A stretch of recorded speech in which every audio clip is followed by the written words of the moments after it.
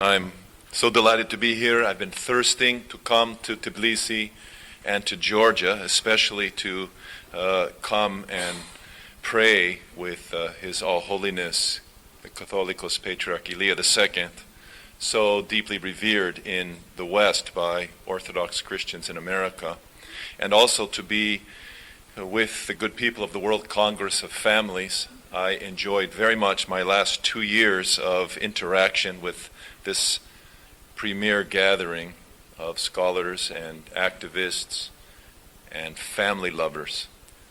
I come alive here. I feel so edified. It's a great joy to be here. I've had in my belly all year a fire to speak about, which I'll do, God willing, tomorrow, to speak about the radical, iconoclastic agenda of the gay lobby. So tomorrow, with God's help, I hope to make a speech about how to hold in line the LGBT radical agenda. And I'm also delighted now to speak with you about, as Irina described it, the positive, not just putting a jetty against the great tsunami of degrading ideology, but also to encourage the passing on, the sacred trust of education, of truth and beauty and goodness that is the inheritance of people of faith, and that it is our responsibility to pass on to our children. You know, this morning I took my son and we went up to the beautiful new cathedral up the street for services. And we were standing on the south side, just outside the altar, outside the beautiful marble iconostasis up there. And we were just in front of a beautiful icon of the three holy hierarchs. The three holy hierarchs are the three most famous teaching bishops in the Orthodox Church. This would be St. John Chrysostom, St. Basil the Great, and St. Gregory the Theologian. They hold a unique place in Eastern Orthodox theology as kind of what we would call the ecumenical or universal teachers, the great doctors of the church. And they have a common feast day that was established in the 11th century, January the 30th. They also have an individual feast day, each of them a different day in January. But together they're portrayed and collectively depicted in an icon on January 30th. That day in many Orthodox countries is a national academic day, a national school day. We were enjoying that icon all morning. Why I'm mentioning it now to you is that each of them was homeschooled. Each of them became great doctors of the church because they had mothers who were absolutely resolved to the passing on of the truth to their sons. In fact, their mothers, St. John Chrysostom's mother is a woman named Anthusa. She's a saint, St. Anthusa. St. Basil the Great's mother is St. Emilia. St. Gregory the Theologian's mother is St. Nona. And those three beautiful women now have a common feast day, at least in the Greek and Antiochian tradition. I don't know if it's passed on to all the Slavic churches yet.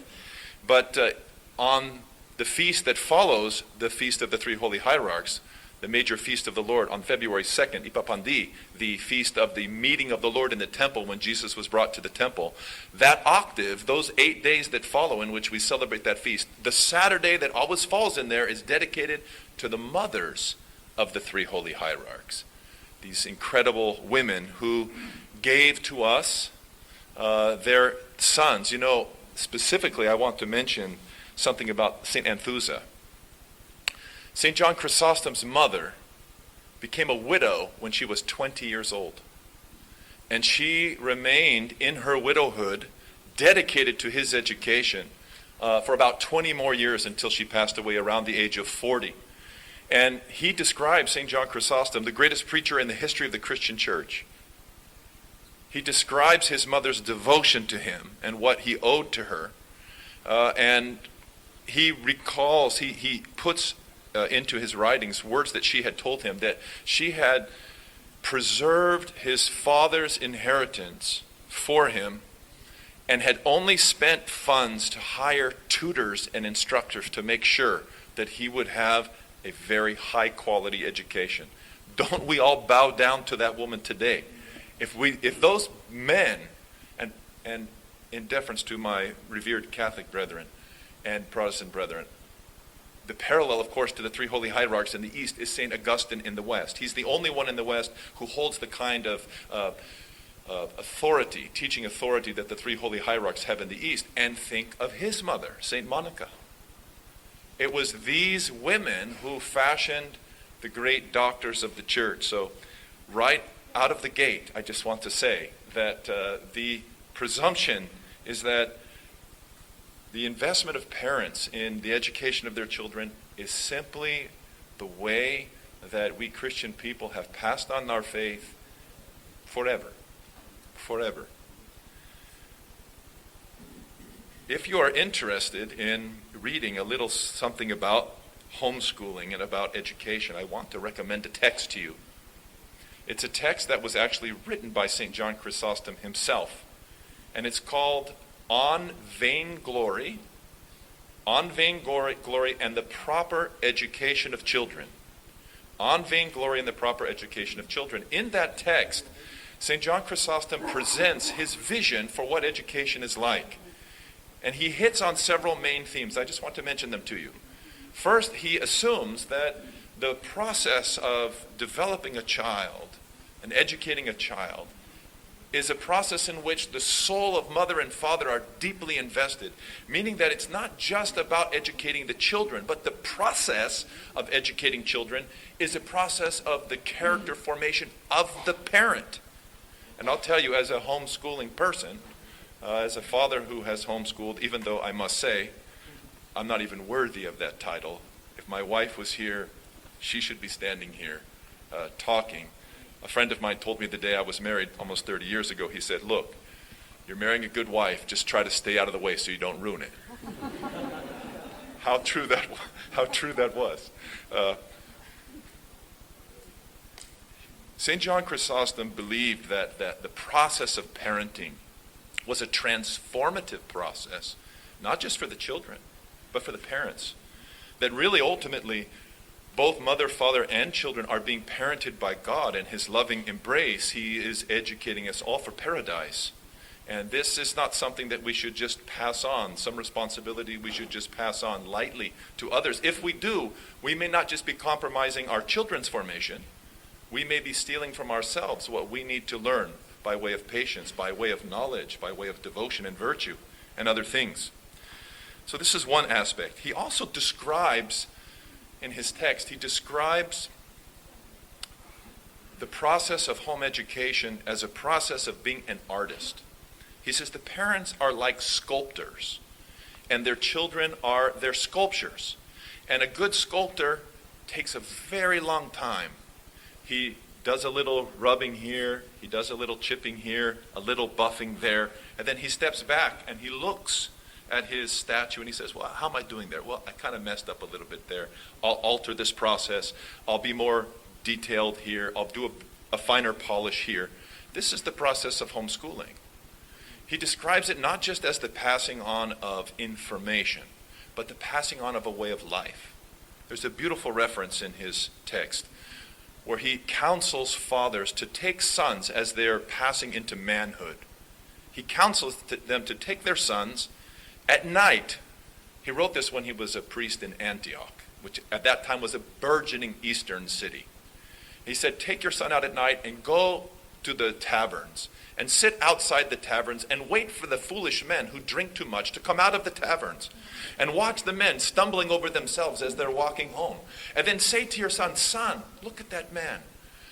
Do you want to be like that? Do you want to stumble through your life? Do you want to have a bloody nose? Do you want to go home and not be able to speak clearly to your family? You don't, so don't spend too much time in the tavern. Leave a little earlier. Leave a little earlier. Very practical counsel from St. John Chrysostom. It's not just back then that Christians thought education was a holy thing. In fact, one of the great Russian saints of the 19th century, St. Theophan the Recluse, he says, of all holy works, the education of children is the most holy. It's not just back then, but today, that concerned parents who want to present their children well-formed to God, well-loved, well-fed, they choose this way of education for many reasons. I'll tell you, I and my wife chose it because we wanted to pass on to our children our way of living. And the facts are, if you pass on educational responsibility completely to the state, you're giving your children into the hands of educators for about 8 hours a day. That's a lot of time. If they come home at 3 or 4 o'clock in the afternoon, and maybe would be able to be with their brothers and sisters and with their mother for a few hours, maybe their father might come home at 6 or 7 and have a few hours with his children, you're essentially delegating parenting. And do you know who those parents are? And are those parents able at the school to form your children the way that you'd like them to be formed? Can they pass on your way of life? My wife and I concluded that we wanted to pass on our way of life, our Christian faith, which is a broad, all-encompassing way of life to our children, and we thought that we had the best chance of doing that if we ourselves were intimately involved in the process of their education. In America, where I hail from, this has been a very typical judgment made by Christian people. For most of America's history until the beginning of the 20th century, school, family, and church were intimately connected. At the end of the 20th century, through the middle part of the end of the 20th through the middle part of the 20th century, end of the 19th rather, I should say, into the middle part of the 20th century, as Roman Catholics were pouring into the United States, the parochial system exploded. The Roman Catholic parochial system exploded such that by the 1950s, there were some 5 to 6 million children in the Roman Catholic parochial systems, which were parallel schools to America's public education system. Why did Catholic people do that? Catholic people chose to do that because they did not think that if their children were educated in America's public schools, that they were going to remain and be developed as Catholic kids. In the last 30 years, there's been an amazing double parallel to that experience. As the secularism permeated American public school system, the evangelical Protestant movement invested itself in the starting of private evangelical Protestant schools, and there has been an explosion of private schools all across America. At the same time, Islamic immigration has been coming to America. There are now today about 2,000 mosques in America. There are over 1,200 Islamic academies. I'll tell you, I have a mosque very near my church. Unfortunately, too near my church right now. We're having a terrible time. I hail from 1 mile from where the greatest terrorist attack in America since 9/11 happened just in December, on the 2nd of December 2015. 2 crazed individuals attacked our city and murdered 14 of our people, critically wounded 22. And they went to a little mosque that is pastored by a colleague of mine. He's the imam there. This mosque is very poor, mostly of Palestinian Muslims. This mosque has a school of 110 kids. It's one of almost 1,200 Islamic academies now throughout America. Why? For the same reason. Muslim parents are judging that if their kids come to America and they go into our secular schools, they're not going to remain Muslim. So this notion that keeping your kids close, not confined in a room, but keeping your children near you and under your guidance and being taught by people who share your fundamental convictions about life is the way to pass on your faith as a comprehensive way of life. This is the best chance that we have. I'll tell you a few more reasons. Academics. Irina already quoted the facts, but in our country, at least in America, we can't be confused by facts too much. Academics were a very important reason for us, and this involved what books I wanted my children to read. What I consider important books, what my faith considers important books, classic books, are no longer the core of the literature program in the public schools in my land. and I couldn't live with that. History, historiographies that are being written today in America for the last 50 years is not a historiography that I, as an Orthodox Christian parent, was comfortable with. I wanted them to be able to read perspectives on human history that were more to my liking. Science and the proper place of science and the connection between science and religion was not something that my children, if they had gone to the public schools, were going to be able to discover from a Christian point of view. The role of religion, which is essentially non-existent in American public education, I thought was an extremely important aspect of their academic development. Economics.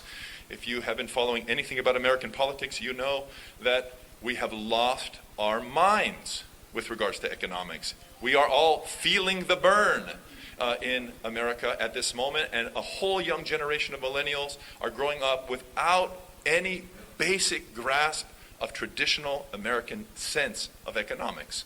And I didn't want that for my children. Sex education, music and the arts, the isms which are so popular, those were all reasons that I wanted to oversee a more traditional and Christian education for my kids. Besides academics, socialization. I wanted to make sure that my children remained in contact with old people, young people, and medium people. I have a house of 10 kids from 26 to 2 and a mother who's 83 years old.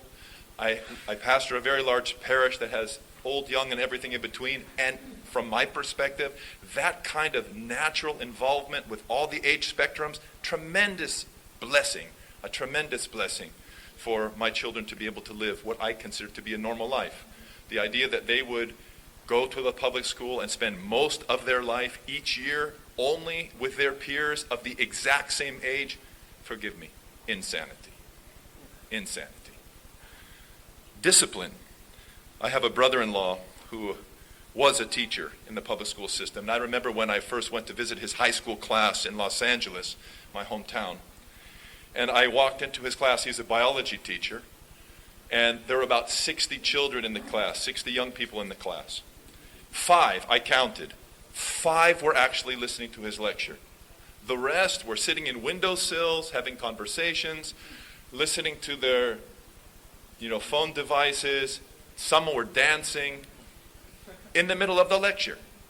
Unfortunately, today, the place of the teacher, the possibility of normal discipline, it doesn't exist. Our teachers are in fear. And I speak as a teacher myself. Even in the college system where I teach, I tell the youth, since I teach in college only part-time, my real life is as a pastor, that gives me tremendous freedom. One of the things I tell the young people in my classes at the university, on the first day I say, look, you should know something. I don't care what you think about me. I don't fear you. I've never taught a single class where I didn't give an F, and it doesn't matter if you write bad things about me, because this is not my life. I have another life. If I get fired here, no sweat off my brow. That completely changes the pedagogical paradigm in classrooms, where teachers are simply unable to express basic discipline. Parental involvement versus state control, obviously these are huge issues. And then lastly, what I would call the divine rhythm. One of the nice things about homeschooling is how naturally you can warp your typicon, your way of living, your way of education around important civic and church functions. For an Orthodox Christian, we have 12 major feasts every year. They're the most important celebrations of the year in which we celebrate Jesus' saving acts. If you're in public school, very hard to get out. Very hard to get out. If you're homeschooling, you can build a whole curriculum around those feast days and not have a dichotomy in your children's lives when you tell them these are the most important days, but they've never celebrated them. When you're homeschooling, you can actually bring the children into that kind of sacred rhythm. And it's not just the feast days, but important things for the city, important events, social. I have my son here. The reason he's here is because I can bring him now with me, and he's not going to miss a week of public school. This is his school. He's going to I told him you're going to get the best education you've got all year by coming and listening to these speakers. And I should really end this recommendation for homeschooling by asking Basil, come up here. Take 60 seconds. Come here. Take 60 seconds and tell them if you're happy about being homeschooled.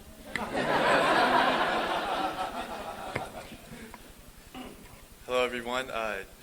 Just wanted to give 3 reasons or 3 benefits that I have experienced through homeschooling. To name number 1, I would say that the Christian emphasis that is given through homeschooling that I've received by my parents homeschooling me.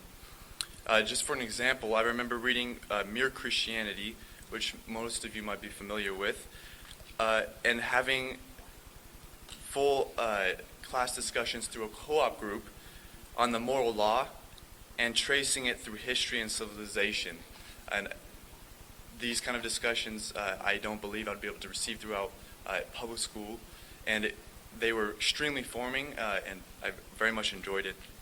Number 2, it has allowed me to take meaningful field trips, which, as my father already mentioned, I'm able to be here, and my teachers in the co-op group, they blessed me to take off 2 weeks of school so I could come and be educated here. And then number 3, I've really enjoyed learning with students, as also my father already mentioned, older than me and people of all ages. Throughout my co-op, I've also been able to take classes with students 4 to 6 years older than me, which has allowed me to gain perspective and acquire knowledge that from people older than me, people have had more experience, and learn things that I would not have been able to learn from students my own age and my own peers. So those are 3 reasons that I very much have enjoyed homeschooling. I'm very grateful to my parents for homeschooling me, and there are more benefits, but those are my top 3. Don't leave. He graduates from high school in 2 weeks? 2 weeks. In 2 weeks, and he has been accepted into the University of California, Berkeley, and into Boston College. He's just deciding where he's going. So being a homeschooler doesn't mean that you're going to be like working in the family business for the rest of your life. That's not what it means.